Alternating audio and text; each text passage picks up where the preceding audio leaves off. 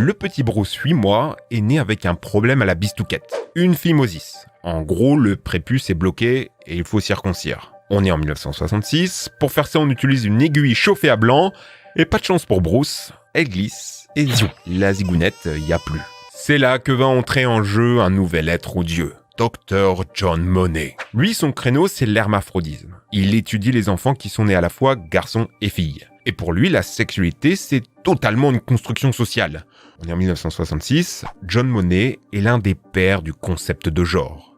Et pour prouver sa thèse toute neuve, il a besoin de cobayes. Il propose de réattribuer sexuellement Bruce. Il deviendra Brenda et on va l'opérer pour lui donner des attributs féminins. Comprenez l'idée, si Brenda, née garçon, en lui faisant croire qu'elle est une fille, devient une fille, alors ça voudrait dire que nos constructions de genre seraient totalement plastiques. Sauf qu'en grandissant, rien ne se passe comme prévu. Brenda aime la bagarre, construire des cabanes et jouer avec les petits soldats. Elle n'aime pas la dinette et les poupons, alors que ses parents font tout pour la conditionner, la force même à porter des jupes. Dans la cour de récré, elle est rejetée par les garçons parce qu'une fille, et rejetée par les filles parce que trop bizarre. Elle se fera même menacer au couteau dans les toilettes des filles parce qu'elle n'avait, je cite, rien à faire là. Les parents exaspérés redemandent de l'aide au Dr John Monet, et pour remédier à la situation, celui-ci avait un joker sous sa manche. Le frère jumeau de Brenda, Brian.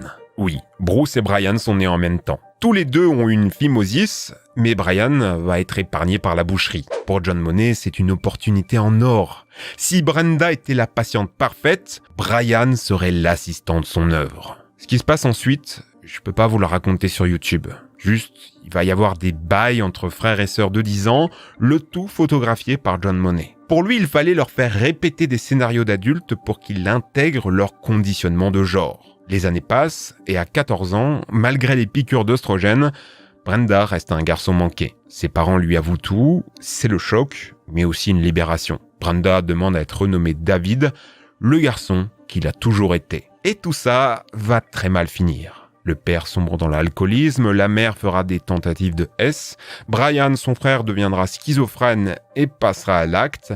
Et pour David, quand il découvrira à la télé que son abuseur était devenu un imminent chercheur, une star des plateaux avec son concept, eh bien David tentera d'alerter la population. En vain. Épuisé par son combat, il décidera de rejoindre son frère jumeau dans les étoiles.